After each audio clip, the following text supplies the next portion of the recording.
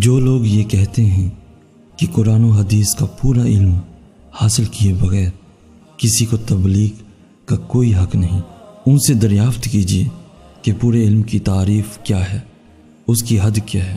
یہ پیمائش کیسے ہوگی کہ کسی کو پورا علم حاصل ہو گئے ہیں؟ جن لوگوں کی پوری عمریں قرآن و حدیث پڑھتے گزری، وہ بھی یہ دعویٰ نہیں کر سکتے کہ انہیں پورا علم حاصل ہو گیا ہے۔ اس لیے یہ بات کہنا غلط ہے کہ پورا علم حاصل کیے بغیر تبلیغ کرنا درست نہیں۔ یہ بتایا جائے کہ رسول اللہ صلی اللہ علیہ وآلہ وسلم کے زمانے میں جو بھی لوگ آ کر مسلمان ہوتے تھے اور پھر اپنے قبیلوں میں جا کر تبلیغ کرتے تھے، وہ کب پورے عالم بن کر جاتے تھے؟ بس دین کا خلاصہ انہیں یاد ہو جاتا تھا۔